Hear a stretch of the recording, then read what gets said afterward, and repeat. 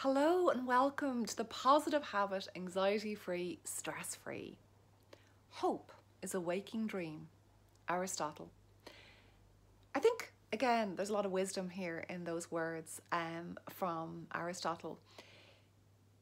It takes a lot of courage to hope.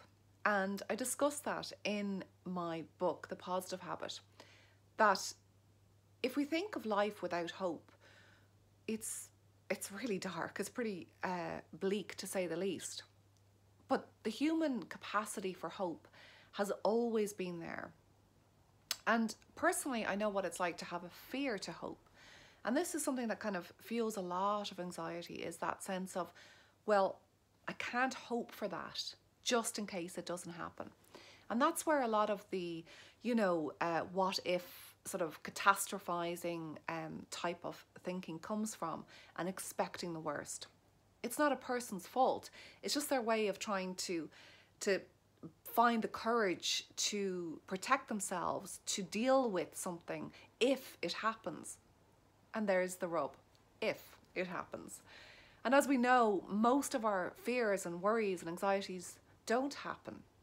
They only happen really in our imagination, which is just as distressful and difficult for us on a subconscious level. Anyhow, hope. The courage to hope is something that I look at in the book.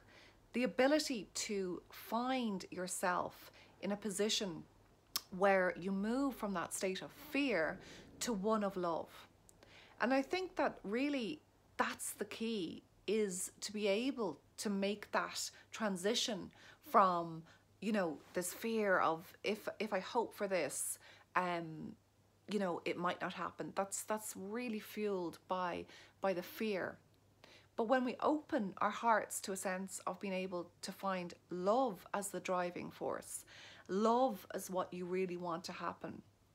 It's not about having rose-tinted eyeglasses on or Pollyanna type positive thinking, but it's really just finding that deep capacity within us all to be hopeful.